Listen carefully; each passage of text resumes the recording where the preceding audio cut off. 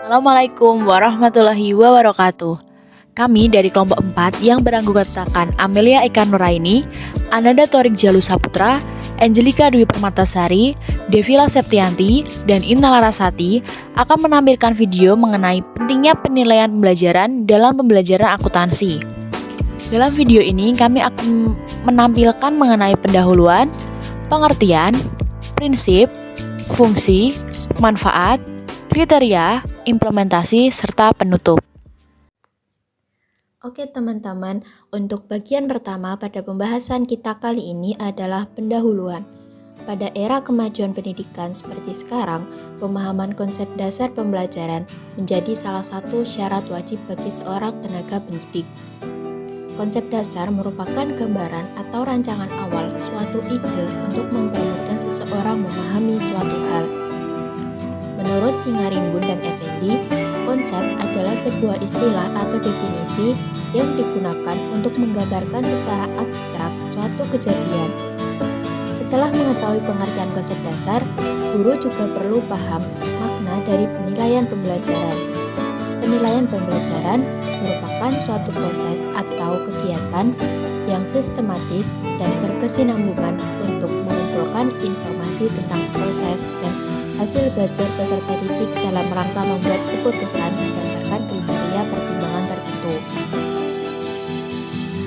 Kemudian dalam pengertian lain, penilaian pembelajaran merupakan salah satu komponen utama dalam pengajaran serta perlu diterapkan tenaga di semua materi pembelajaran, terutama dalam pembelajaran akuntansi. Pembelajaran akuntansi merupakan asas memahami berbagai transaksi seperti pencatatan, penggolongan, pelaporan, dan juga pembukuan. Banyak sekali materi yang harus dipahami oleh peserta didik dalam pembelajaran akuntansi tersebut. Oleh karena itu, tenaga pendidik harus mampu menilai hasil pembelajaran peserta didik mereka untuk mengetahui sejauh mana peserta didik memahami materi pembelajaran akuntansi. Konsep dasar penilaian pembelajaran dalam pembelajaran akuntansi penting bagi tenaga pendidik untuk mengetahui kemajuan dan perkembangan peserta didik setelah mengikuti pembelajaran akuntansi. Seberapa jauh pemahaman peserta didik mengenai berbagai materi dalam akuntansi dapat diketahui dengan memahami konsep dasar penilaian pembelajaran. Dengan demikian, tenaga pendidik akan mengetahui tingkat keberhasilannya dalam pengajaran akuntansi.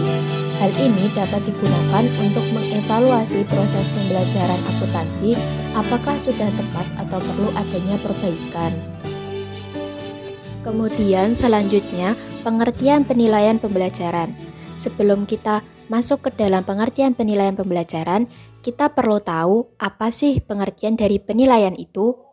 Penilaian merupakan suatu proses pengumpulan berbagai informasi secara menyeluruh yang dilakukan secara terus-menerus bertujuan untuk mengetahui kemampuan peserta didik dalam suatu pembelajaran dengan menilai kinerja peserta didik dengan baik secara individu maupun dalam kegiatan kelompok. Penilaian menurut Permendikbud nomor 23 tahun 2016 adalah suatu proses pengumpulan dan pengolahan sebuah informasi yang berguna untuk mengukur pencapaian hasil belajar peserta didik. Sedangkan menurut Ralph Tyler, penilaian merupakan proses pengumpulan data yang berguna untuk menentukan sejauh mana, dalam hal apa, dan bagaimana tujuan pendidikan sudah tercapai. Prinsip penilaian pembelajaran. Beberapa ahli telah menyampaikan pendapatnya mengenai prinsip penilaian pembelajaran, seperti yang dikemukakan oleh Kemendikbud dalam Komarudin sebagai berikut. Yang pertama adalah prinsip objektif. Memiliki makna bahwa penilaian pembelajaran mengacu pada standar penilaian yang telah ditetapkan dan tidak dipengaruhi oleh faktor subjektivitas. Yang kedua adalah prinsip terpadu. Berarti bahwa penilaian pembelajaran dilakukan dengan terstruktur atau terencana yang menyatu mulai dari awal hingga akhir kegiatan pembelajaran dan juga saling berkesinambungan. Yang ketiga, prinsip ekonomis. Memiliki pengertian bahwa dalam melakukan penilaian pembelajaran harus efektif dan efisien dalam merencanakan, melaksanakan, bahkan penyusunan laporan. Yang keempat, prinsip transparan. Pada prinsip ini memiliki makna bahwa penilaian pembelajaran dalam melaksanakan prosedur yang semestinya seperti prosedur penilaian, kriteria hingga pengambilan keputusan harus dilaksanakan secara transparan, yakni dapat diakses semua pihak terkait. Yang kelima, prinsip akuntabel. Berarti bahwa penilaian pembelajaran yang diberikan dapat dipertanggungjawabkan kepada semua pihak terkait, baik internal maupun eksternal, dalam segala aspek baik teknik, prosedur maupun hasilnya. Dan yang terakhir adalah prinsip edukatif. Dalam melakukan penilaian pembelajaran memiliki prinsip untuk memotivasi dan mendidik peserta didik menjadi lebih baik. Fungsi penilaian pembelajaran. Sebelumnya, penilaian merupakan elemen yang sangat penting dalam proses pembelajaran, yang mana merupakan komponen yang tidak kalah pentingnya dengan model atau metode pembelajaran. Penilaian bertujuan untuk mengetahui kemampuan serta kesuksesan peserta didik dalam mencapai berbagai tujuan pembelajaran. Penilaian tidak hanya mencapai hasil dari proses belajar peserta didik, penilaian dapat menambah kemampuan peserta didik dalam proses pembelajaran. Selama ini seringkali penilaian cenderung dilakukan hanya untuk mengukur hasil pembelajaran peserta didik, sehingga penilaian dianggap sebagai kegiatan yang terpisah dari proses pembelajaran. Penilaian seharusnya dilaksanakan melalui 3 pendekatan, yaitu assessment of learning atau penilaian akhir pembelajaran. Yang kedua, assessment for learning atau penilaian untuk pembelajaran. Dan yang terakhir adalah assessment as learning atau penilaian sebagai pembelajaran.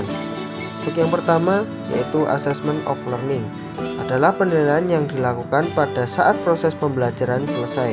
Pada pendekatan ini, proses pembelajaran selesai tidak selalu terjadi pada akhir semester ataupun di akhir tahun. Namun, pendidik melakukan sebuah penilaian yang dimaksudkan untuk memberi sebuah pengakuan untuk pencapaian belajar yang telah dihasilkan peserta didik setelah proses pembelajaran selesai. Sebagai contoh adalah ujian nasional, ujian sekolah, dan lain sebagainya. Untuk yang kedua, yaitu assessment for learning, merupakan penilaian yang dilakukan atau dilaksanakan selama proses pembelajaran berlangsung dan biasanya diperuntukkan sebagai dasar dalam melakukan perbaikan proses belajar mengajar. Pada pendekatan ini, pendidik memberikan sebuah umpan balik terhadap proses pembelajaran yang dijalani oleh peserta didik, memantau dan menentukan kemajuan belajar peserta didik. Pendekatan ini juga dimanfaatkan pendidik sebagai acuan dalam meningkatkan kemampuan peserta didiknya. Sebagai contoh adalah pemberian penugasan, presentasi, proyek, dan kuis. Yang ketiga yaitu assessment as learning, memiliki fungsi yang hampir sama dengan assessment for learning, yaitu berfungsi sebagai formatif dan dilaksanakan selama proses pembelajaran berlangsung. Namun ada juga perbedaannya. Assessment as learning melibatkan peserta didik secara aktif dalam kegiatan penilaian tersebut. Peserta didik diberikan sebuah pengalaman untuk bahan belajar menjadi penilai dirinya sendiri, penilaian diri sendiri, dan penilaian antar teman sebaya adalah contoh dari assessment as learning. Pada pendekatan ini, peserta didik dapat dilibatkan dalam merumuskan prosedur penilaian, kriteria penilaian, rubrik penilaian, sehingga peserta didik dapat mengetahui dengan pasti apa yang seharusnya dilakukan supaya memperoleh hasil pembelajaran yang maksimal. Namun selama ini, assessment as learning paling dominan dilakukan oleh pendidik dibandingkan dengan assessment for learning dan assessment as learning. Selanjutnya terdapat 7 jenis penilaian pembelajaran. Yang pertama ada asesmen diagnostik. Jenis penilaian ini tujuannya adalah untuk dapat mengetahui apa kelebihan, kekurangan, keahlian, dan pengetahuan pada diri peserta didik sebelum memulai kegiatan pembelajaran. Yang kedua ada asesmen formatif, yakni tujuannya sebagai pemantau terkait pembelajaran peserta didik dan juga berguna bagi pendidik untuk mengetahui apa saja yang masih bisa dibenahi dalam instruksi pembelajaran. Yang ketiga ada asesmen sumatif. Penilaian ini tujuannya untuk mengukur keefektivitasan pembelajaran pada perkembangan peserta didik sebagai penilaiannya dalam respon terhadap instruksi pembelajaran. Yang keempat, ada asesmen konfirmatif. Tujuan dari asesmen konfirmatif ini adalah untuk mengetahui apakah instruksi pembelajaran masih efektif dalam periode waktu tertentu. Yang kelima, asesmen acuan normatif. Asesmen ini mempengaruhi pada pencapaian peserta didik berdasarkan berbagai titik data yang luas. Selanjutnya ada asesmen acuan kriteria, yakni tidak mengukur individu terhadap kelompok sebayanya, namun untuk mendapatkan nilai yang memberi wawasan mengenai kelebihan dan area yang masih bisa dibenahi. Dan yang terakhir, ada asesmen ipsatif, yakni penilaiannya sebagai pembelajaran yang membandingkan hasil terdahulu dengan percobaan kedua, untuk memotivasi peserta didik dalam menyusun tujuan meningkatkan kemampuan mereka. Selanjutnya ada manfaat penilaian pembelajaran. Yang pertama, manfaat bagi pendidik. Dengan melaksanakan penilaian, pendidik akan dapat mengetahui apakah metode mengajar yang digunakannya sudah sesuai atau tidak. Hasil penilaian dapat dimanfaatkan pendidik untuk melaporkan kemajuan belajar siswa kepada orang tua atau wali siswa. Yang kedua, manfaat bagi peserta didik. Hasil penilaian dapat menjadi pendorong bagi peserta didik agar belajar lebih giat dan sungguh-sungguh.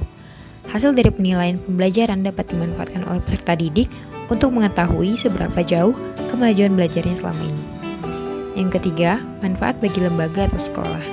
Hasil penilaian juga dapat dimanfaatkan pihak sekolah untuk mengetahui apakah kondisi belajar mengajar yang dilaksanakan sekolah sudah sesuai dengan harapan atau belum. Baik, untuk yang berikutnya saya akan menjelaskan mengenai kriteria dalam menilai proses belajar mengajar. Di sini terdapat beberapa kriteria, seperti yang pertama ada konsistensi proses belajar mengajar dengan kurikulum. Tercapainya suatu keberhasilan proses belajar mengajar dapat dilihat melalui sejauh mana mengimplementasikan acuan dalam bentuk dan aspek seperti berikut ini. Yang pertama, ada jenis kegiatan yang dilaksanakan. Yang kedua, ada peralatan yang digunakan dalam proses belajar mengajar. Lalu yang ketiga, ada tahapan melaksanakan setiap kegiatan. Dan yang keempat, ada tujuan-tujuan pengajarannya. Lalu yang terakhir atau yang kelima, yaitu pemberian bahan pengajaran. Lalu untuk kriteria berikutnya atau yang kedua, yaitu keterlaksanaan oleh guru. Hal ini ada beberapa aspek, yaitu yang pertama, waktu yang disediakan untuk kegiatan belajar mengajar. Selanjutnya adalah melaksanakan penilaian proses dan hasil belajar siswa. Lalu yang ketiga adalah menyiapkan alat, sumber, dan perlengkapan belajar. Lalu yang berikutnya adalah memberikan bantuan dan juga bimbingan kepada siswa. Dan yang kelima yaitu mengondisikan kegiatan belajar siswa. Lalu untuk yang terakhir, mengeneralisasikan hasil belajar mengajar saat itu. Dan juga tindak lanjut untuk kegiatan belajar mengajar selanjutnya. Lalu selanjutnya adalah kriteria yang ketiga, yaitu keterlaksanaannya oleh siswa. Dalam hal ini juga terdiri dari beberapa aspek seperti turut serta dalam proses pembelajaran, memanfaatkan dengan baik sumber belajar yang diberikan oleh guru, menyelesaikan tugas sesuai perintah guru, menguasai tujuan-tujuan pengajaran yang telah ditetapkan oleh guru, dan yang terakhir adalah memahami dan mengikuti petunjuk yang diberikan oleh guru. Untuk kriteria yang keempat yang tak kalah penting juga ada motivasi belajar. Hal ini juga terdiri dari beberapa aspek. Yang pertama adalah minat dan perhatian siswa terhadap pelajaran. Untuk yang kedua, semangat siswa dalam melakukan tugas-tugas belajarnya. Yang ketiga, ada tanggung jawab siswa dalam mengerjakan tugas-tugas belajarnya. Yang keempat, reaksi yang ditunjukkan siswa terhadap stimulus yang diberikan oleh guru. Lalu yang terakhir adalah rasa senang dan puas dalam mengerjakan tugas yang diberikan. Lalu untuk kriteria yang berikutnya adalah keaktifan para siswa dalam kegiatan belajar mengajar. Dalam hal ini juga terdiri dari beberapa aspek seperti turut serta dalam melaksanakan tugas belajarnya, lalu ada terlibat dalam pemecahan masalah, lalu juga ada bertanya kepada siswa lain atau kepada guru apabila tidak memahami persoalan yang dihadapinya. Lalu untuk yang berikutnya adalah berusaha mencari berbagai informasi yang diperlukan untuk pemecahan masalah tersebut. Setelahnya, melaksanakan diskusi kelompok sesuai dengan petunjuk guru. Lalu selanjutnya menilai kemampuan dirinya dan hasil-hasil yang diperolehnya. Untuk berikutnya, melatih diri dalam pemecahan masalah ataupun soal yang sejenis. Untuk yang terakhir yaitu kesempatan menggunakan atau menetapkan apa yang telah diperolehnya dalam menyelesaikan tugas ataupun persoalan yang dihadapinya. Lalu untuk kriteria berikutnya ataupun yang keenam yaitu interaksi guru dengan siswa. Hal ini juga terdiri dari beberapa aspek seperti yang pertama ada tanya jawab atau dialog antara guru dengan siswa atau antara siswa dengan siswa. Lalu yang kedua ada bantuan guru terhadap siswa yang mengalami kesulitan belajar, baik itu secara individual maupun dalam kelompok. Lalu untuk yang berikutnya atau yang ketiga, dapatnya guru dan siswa tertentu dijadikan sumber belajar. Untuk yang berikutnya atau yang keempat, senantiasa beradanya guru dalam situasi belajar mengajar sebagai fasilitator belajar. Untuk yang terakhir, tampilnya guru sebagai pemberi jalan keluar manakala siswa menghadapi jalan buntu dalam menghadapi tugas yang dialaminya. Dan juga adanya kesempatan mendapatkan umpan balik secara berkesinambungan dari hasil belajar yang diperoleh oleh siswa. Lalu untuk kriteria berikutnya yaitu yang ketujuh, kemampuan atau keterampilan guru mengajar.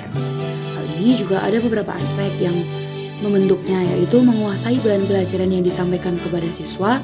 Lalu yang kedua, terampil dalam berkomunikasi dengan siswa, yakni dalam menguasai kelas sehingga dapat mengendalikan kegiatan yang dilakukan oleh siswa. Untuk yang berikutnya yaitu terampil menggunakan berbagai alat dan juga sumber belajar. Dan yang terakhir adalah terampil mengajukan pertanyaan, baik secara lisan maupun secara tulisan. Baik, lanjut ke kriteria yang terakhir yaitu mengenai kualitas hasil belajar yang dicapai oleh siswa. Yang pertama ada perubahan pengetahuan, sikap, dan perilaku siswa setelah menyelesaikan pengalaman belajarnya. Lalu untuk yang kedua ada kualitas dan kuantitas penguasaan tujuan instruksional oleh siswa. Lalu yang ketiga ada jumlah siswa yang dapat mencapai tujuan instruksional minimal 75 dari jumlah instruksional yang dicapai. Untuk yang terakhir yaitu hasil belajar tahan lama diingat dan dapat digunakan sebagai dasar dalam mempelajari bahan berikutnya. Mungkin itu penjelasan mengenai kriteria dan akan dilanjut oleh rekan-rekan yang lainnya.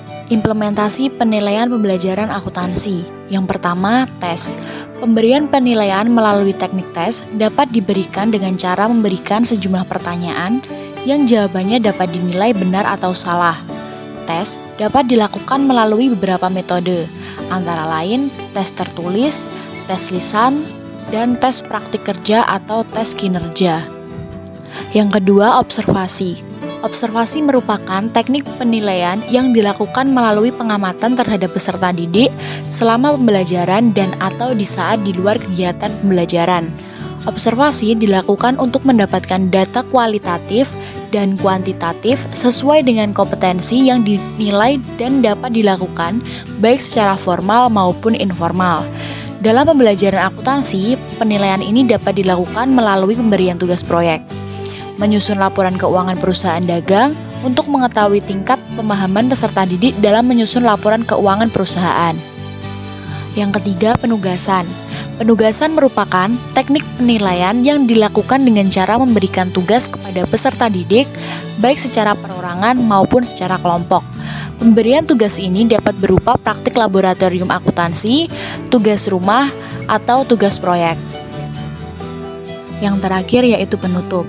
Dapat disimpulkan bahwa penilaian pembelajaran merupakan suatu proses pengumpulan berbagai informasi secara menyeluruh yang dilakukan secara terus-menerus yang bertujuan untuk mengetahui kemampuan peserta didik dalam suatu pembelajaran.